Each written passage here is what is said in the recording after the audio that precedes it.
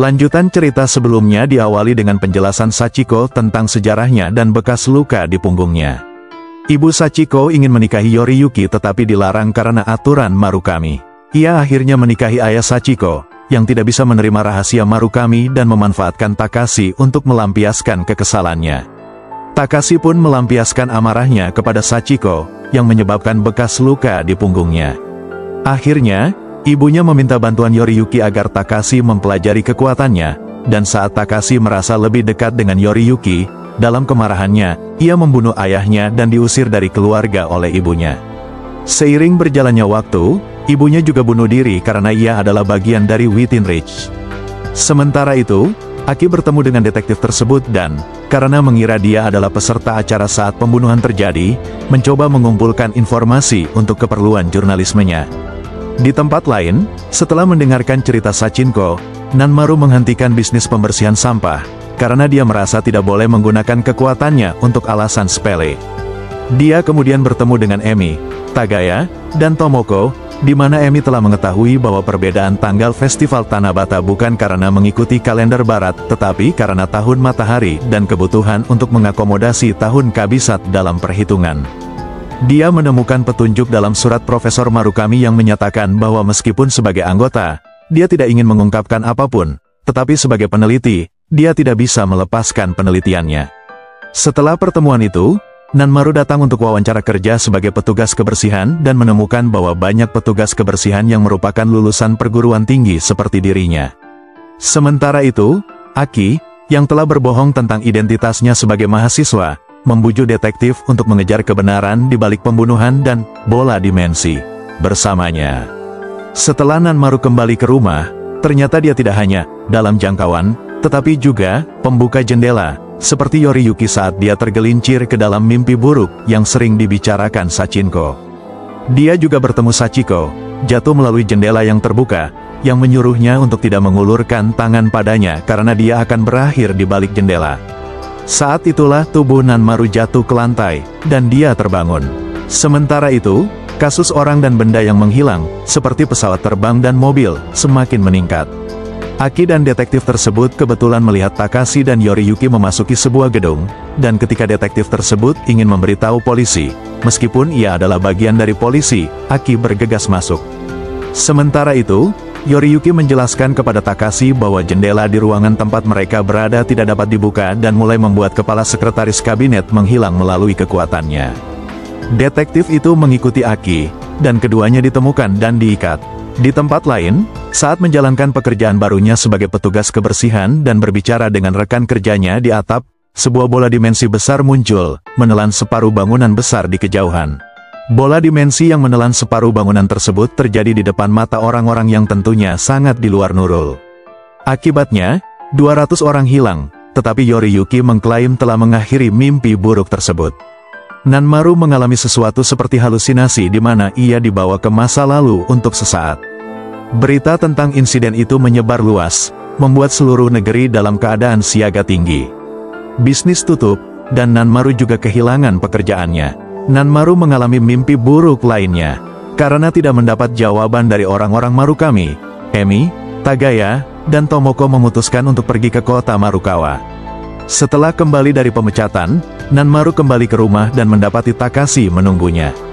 Takashi memintanya untuk memberitahu Sachiko bahwa ia mungkin tidak dapat menemuinya untuk sementara waktu dan bahwa ia minta maaf. Nanmaru memberitahu Takashi bagaimana Sachiko merasakan hal yang sama terhadap kakaknya. Di tempat lain, Yoriyuki membatalkan kesepakatannya dengan lelaki tua itu. Nanmaru menuju ke tempat Aki dan detektif itu disandera setelah Takashi memberitahunya alamatnya. Sementara itu, ajudan lelaki tua itu, yang selalu bersama Yoriyuki, memaksa detektif itu untuk membunuh Aki, tetapi dia diselamatkan karena ajudannya, Masumoto, harus mengunjungi majikannya. Saat itulah Nanmaru mengalihkan perhatian dengan bola dimensinya dan mencoba membebaskan Aki dan detektif tersebut. Namun, seorang penjaga menemukannya dan menodongkan senjata ke Nanmaru saat detektif tersebut mengalihkan perhatian dan Nanmaru melukai pria itu dengan kekuatannya. Dia hendak membunuhnya tetapi berhenti saat Aki membawanya kembali ke masa kini. Ketiganya kemudian berlari sejauh yang mereka bisa. Nanmaru merasakan jerawat di dahinya semakin membesar. ia menyadari bahwa jika Aki tidak menghentikannya, ia akan membunuh pria itu. Di tempat lain, ketika lelaki tua itu bertanya kepada Yoriyuki mengapa dia melakukan apa yang dia lakukan, dia hanya mengangkat bahu dan berkata bahwa dia ingin menguji ukuran, kecepatan, dan aspek lain dari kemampuannya sebagai percobaan.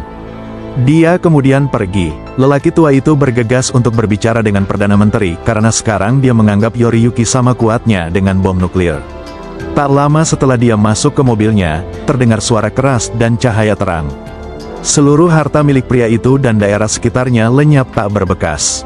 Nanmaru, Emi, Tagaya, Tomoko, dan Aki berangkat ke desa Marukami saat Tokyo sedang menjalani karantina wilayah yang ketat. Dalam pertemuan dengan penduduk desa, Nanmaru menekankan keseriusan situasi dan mendesak mereka untuk tidak tinggal diam, karena telah terjadi banyak korban jiwa. Mereka kemudian mengundang para pengunjung untuk bergabung dengan mereka saat mereka mencari solusi.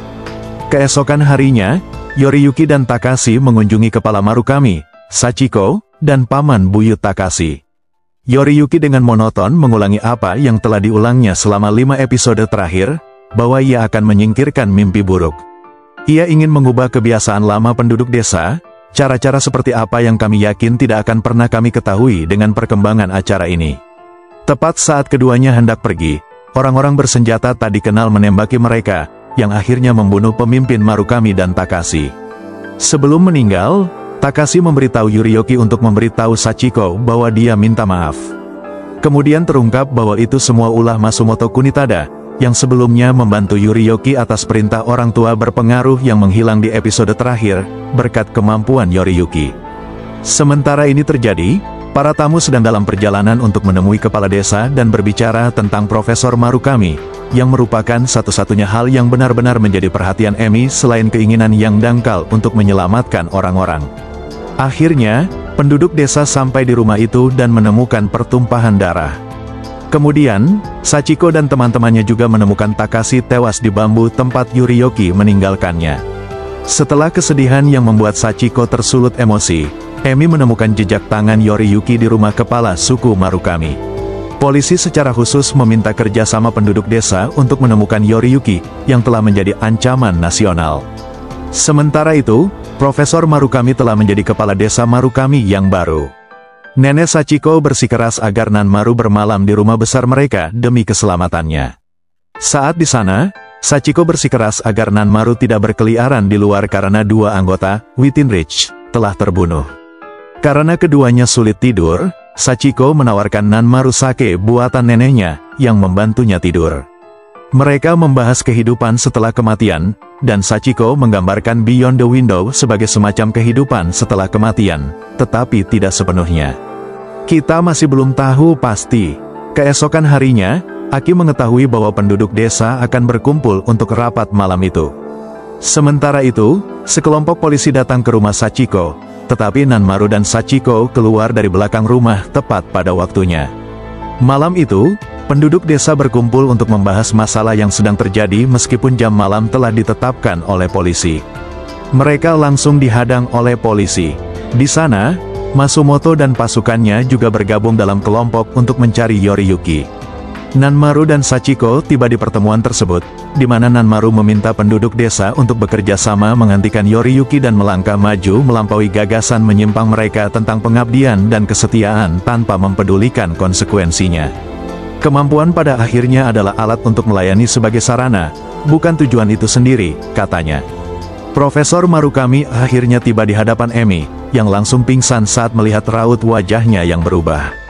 Marukami bernegosiasi untuk mencapai perdamaian antara kedua belah pihak dengan menyetujui untuk bekerja sama dengan mereka terkait penangkapan Yoriyuki.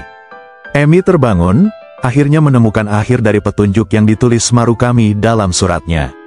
Rombongan Tokyo mengunjungi laboratorium Profesor Marukami atas permintaannya keesokan harinya. Marukami dan Emi menjelaskan makna sebenarnya dari Tanabata, yang bukan berarti hari ke-7 bulan Juli, melainkan 7 matahari terbenam yang terjadi di wilayah Marukami selama festival. Mereka juga mengungkapkan bahwa burung pada bendera Kasagi awalnya menggambarkan telapak tangan yang mirip dengan telapak tangan Yoriyuki. Bendera tersebut ternyata adalah 2 telapak tangan yang saling berhadapan dengan lingkaran di antaranya. Dengan menggunakan miniatur bangunan yang dibuat Tagaya dari Gunung Marukami dan bukit-bukit di sekitarnya, Profesor Marukami menciptakan kembali peristiwa matahari terbenam di wilayah Marukami menggunakan lampu. Yang berikut ini adalah pengungkapan yang mengejutkan bahwa bendera Kasagi dibuat berdasarkan desain di puncak gunung saat matahari terbenam, telapak tangan yang menyerupai telapak tangan Yoriyuki dan telapak tangan manusia yang menghadap ke arah berlawanan dengan lingkaran yang merupakan Gunung Marukami di tengahnya.